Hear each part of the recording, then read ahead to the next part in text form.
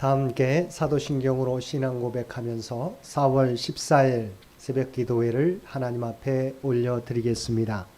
전능하사 천지를 만드신 하나님 아버지를 내가 믿사오며 그 외아들 우리 주 예수 그리스도를 믿사오니 이는 성령으로 잉태하사 동정녀 마리아에게 나시고 본디오 빌라도에게 고난을 받으사 십자가에 못 박혀 죽으시고 장사한 지 사흘 만에 죽은 자 가운데서 다시 살아나시며 하늘에 오르사 전능하신 하나님 우편에 앉아 계시다가 저리로서 산자와 죽은 자를 심판하러 오시리라. 성령을 믿사오며 거룩한 공회와 성도가 서로 교통하는 것과 죄를 사하여 주시는 것과 몸이 다시 사는 것과 영원히 사는 것을 믿사옵나이다. 아멘. 우리 다 함께 찬송 440장 함께 찬송 부르시겠습니다. 찬송 440장입니다.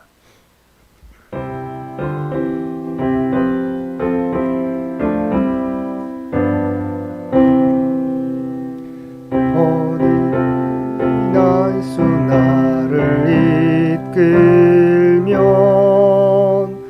어디든지 예수 함께 가려네. 예수 함께 아니 가면 나 걷고 예수님과 동행하면 겁없네. 어디를 가든지 겁낼 것 없네. 어디든지 예수 함께 가려네. 세상 친구 모두 나를 떠나도 주와 동행하면 외로움 없겠네. 가는 길이 위태하고 험해도 어디든지 예수 함께 가려네. 어디를 가든지 겁낼 것 없네. 어디든지 예수 함께 가려네. 어두운 그늘 나를 애워쌀 때에 주가 함께 계심 믿고 자려네. 죽은 후에 천국에서 깨어나 예수와 함께 길이 살리라. 어디를 가든지 겁낼 것 없네. 어디든지 예수와 함께 가려네. 오늘 우리에게 주신 하나님의 말씀 사무엘하 3장 1절에서 11절까지 말씀입니다. 사무엘하 3장 1절에서 11절까지 말씀입니다.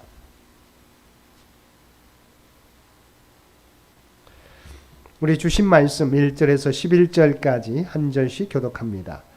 사울의 집과 다윗의 집 사이에 전쟁이 오래매 다윗은 점점 강하여 가고 사울의 집은 점점 약하여 가니라.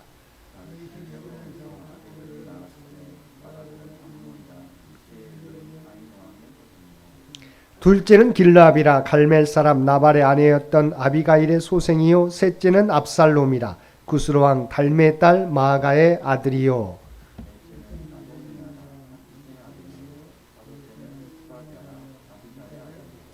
여섯째는 이드람이라 다윗의 아내 에글라의 소생이니 이들은 다윗이 헤브론에서 낳은 자들이더라.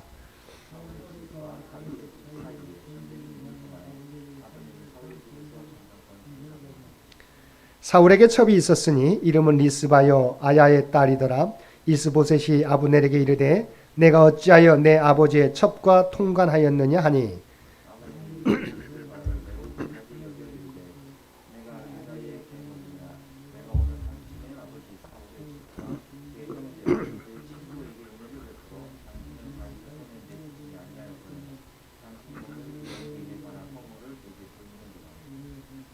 여호와께서 다윗에게 맹세하신 대로 내가 이루게 하지 아니하면 하나님이 아브넬에게 벌 위에 벌을 내리심이 마땅하니라.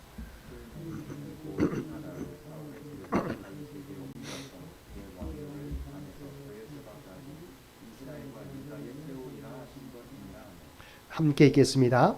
이스보셋이 아브넬을 두려워하여 감히 한마디도 대답하지 못하니라. 아멘. 오늘도 새벽을 깨우고 말씀과 기도로 금요일 하루를 시작하는 우리 모든 성도들 가운데 하나님의 놀라운 은혜가 언제나 함께하여 주시기를 주님의 이름으로 간절히 축원드립니다. 오늘 본문은 다윗의 집과 사울의 집 사이에 오랫동안 전쟁이 계속되면서 다윗의 집은 점점 번성하는 반면 사울의 집은 점점 쇠퇴하여 몰락의 길을 걸어갔음을 보도하고 있습니다. 본문 1절은 사울의 집과 다윗의 집 사이에 전쟁이 오래 계속되었다고 증언하고 있습니다. 이것은 그만큼 다윗이 통일 이스라엘의 왕이 되는 길이 험난했음을 시사해 주는 것입니다. 다윗이 유다 지파의 왕에서 통일 이스라엘 왕국의 왕이 되기까지는 7년 6개월이라는 기간이 걸렸습니다. 그리고 그 기간은 결코 평온한 기간이 아니었습니다. 그 기간 동안 사울 왕가와의 피비린내 나는 전쟁이 계속되었으며 기브온 전투에서 다윗 왕가가 승리를 거두었음에도 사울 왕가는 끈질기게 다윗 왕가를 괴롭힌 것입니다. 그러나 성경은 점점 다윗의 승리의 날이 가까워 오고 있음을 암시해 줍니다. 또한 다윗이 점점 흥왕해져 가고 있음을 나타내는 것이 있습니다. 그것은 다윗의 많은 자녀들입니다. 다윗은 헤브론에서 6 아들을 낳았습니다. 먼저 이스라엘 출신의 첫 아내 아히노암이 낳은 맏아들 암논이 있습니다. 둘째 아들은 길라압인데 나발의 아내였던 아비가일이 다윗의 아내가 된 후에 낳은 아들입니다. 셋째는 구슬왕 달메의 딸 마아가가 낳은 아들 압살롬입니다. 구슬은 요단강 동쪽 골란 고원의 바산과 헤르몬 사이에 있었던 작은 왕국으로 추정되는데 이것은 다윗이 헤브론에서 벌써 이방 종족과 정략 결혼을 통해 북부 지역까지 영향력을 미쳤다는 의미입니다. 넷째 아들은 핫깃의 아들 아도니아였는데 마지막까지 솔로몬과 왕이 계승다툼을 벌인 인물입니다. 다섯째 아들은 아비달의 아들 스바다이고 여섯째 아들은 에글라가 낳은 이드르암입니다. 다윗이 헤브론 통치 기간에 낳은 아들들은 이렇게 모두 6명이었습니다. 이와 같이 다윗의 집은 흥왕해져 갔음을 다윗의 후손들을 통해서 보여주고 있습니다. 이것은 상대적으로 쇠하여 가는 사울 왕가와 대조되는 모습입니다. 하지만 우리가 여기서 기억해야 하는 것은 다윗의 많은 자녀들은 다윗의 흥왕해 가는 모습을 보여주는 것이지만 그것이 곧바로 하나님의 영광을 드러내는 것은 아니었다는 것입니다. 다윗의 아들들 중에 우리가 주목해야 될 인물이 2명 있습니다. 한 명은 구슬왕 달메의 딸 마아가의 아들 압살롬이요, 다른 한 명은 핫깃의 아들 아도니아입니다. 이 2명은 공통점이 있는데 둘 다 훗날 다윗에게 반역을 일으킨 반역자들이었다는 것입니다. 압살롬은 평화의 아버지라는 이름과는 달리 장자 암논을 암살하였을 뿐만 아니라 백성들을 미혹해 다윗을 죽이고 왕권을 차지하려고 모반을 일으킨 페류나였습니다. 아도니아도 다윗이 노쇠하여졌을 때 왕권을 탐내 모반을 일으킨 자입니다. 여기서 이들이 다윗 가문의 비극이 되었던 근본적인 원인은 다윗이 그 배우자를 믿지 않는 이방족 속 여인들 중에서 택했다는 점입니다. 압살롬의 어미인 달메는 구슬왕의 딸인데 우리가 앞에서 살펴보았던 것처럼 구슬은 바산과 헬몬 사이에 있었던 작은 왕국입니다. 다윗은 사울 왕과를 견제하고자 이방 족속과 정략적인 결혼을 한 것입니다.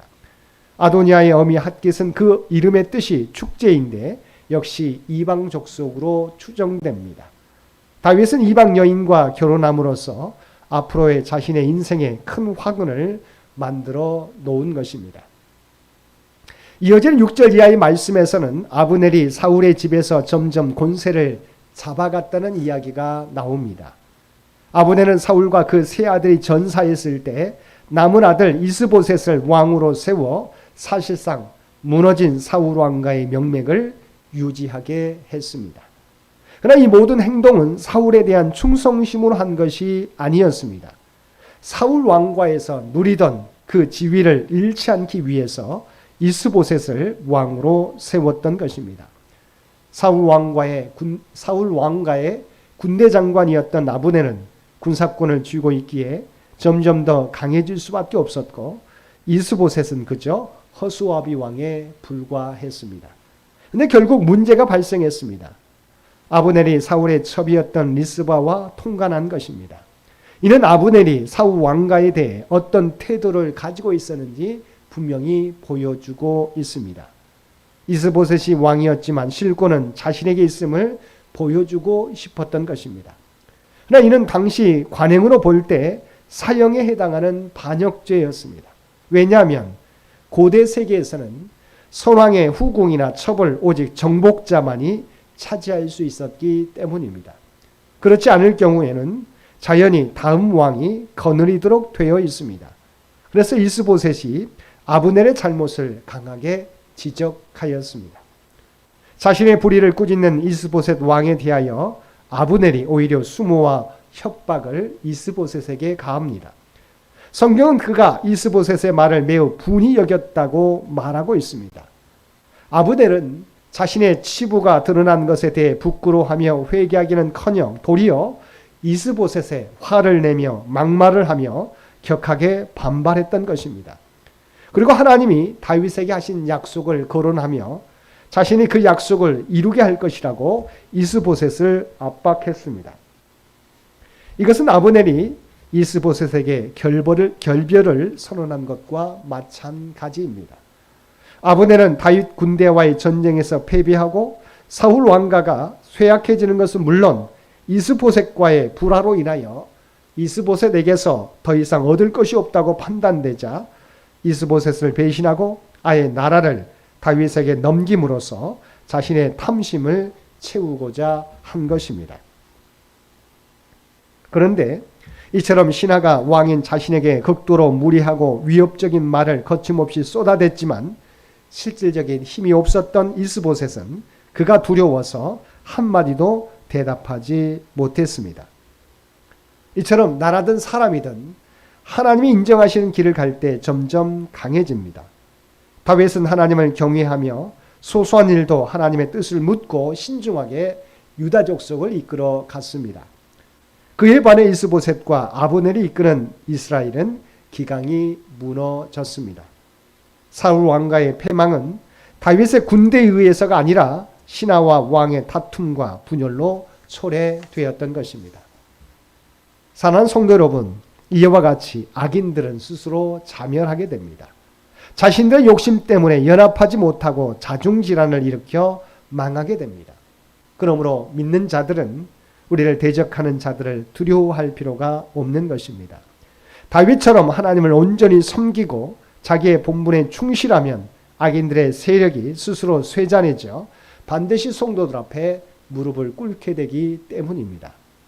반면 믿음의 후손들은 점점 흥황케 되어서 하나님의 놀라운 은혜를 입으며 살게 될 것입니다. 오늘도 하나님을 우리의 삶의 주인으로 인정하고 섬김으로 하나님께서 인도하시고 부어주시는 하나님의 풍성한 은혜를 날마다 누리며 살아가는 저와 여러분 모두가 되시기를 주님의 이름으로 간절히 축원드립니다. 함께 기도드리겠습니다. 사랑과 은혜가 충만하신 아버지 하나님, 사울의 집과 다윗의 집 사이에 전쟁이 오랫동안 지속되었지만 다윗의 집은 점점 강하여 가고 사울의 집은 점점 약하여 갔다고 성경은 말씀하고 있습니다. 이 땅에서도 하나님의 사람들과 하나님을 대적하는 사람들과의 전쟁이 계속되고 있는데 결국에는 하나님의 사람들은 점점 강하여 가고 하나님을 대적하는 자를 물리치게 되고 반석 위에 굳게 서게 되리라 믿습니다. 이 믿음으로 오늘도 우리가 선 자리에서 하나님의 백성으로서 합당하게 살아가는 저희 모두가 되게 하여 주옵소서. 어떤 어려움이 올지라도 하나님이 우리와 함께 하심을 믿고 담대하게 믿음의 발걸음을 옮기며 살아가는 저희 모두가 되게 하여 주옵소서. 오늘도 이 나라 이 민족을 긍휼히 여겨주시고 하나님께서 친히 통치하여 주시기를 원합니다. 100주년을 준비해가는 창현재단과 창현의 가족들을 기억하여 주시고 그들의 기도와 헌신을 통해서 하나님의 계획하신 일들이 하나하나 이루어져 가게 하여 주옵소서. 다음 선교 100년을 준비하는데 부족함이 없는 우리 창현재단이 되게 하여 주옵소서.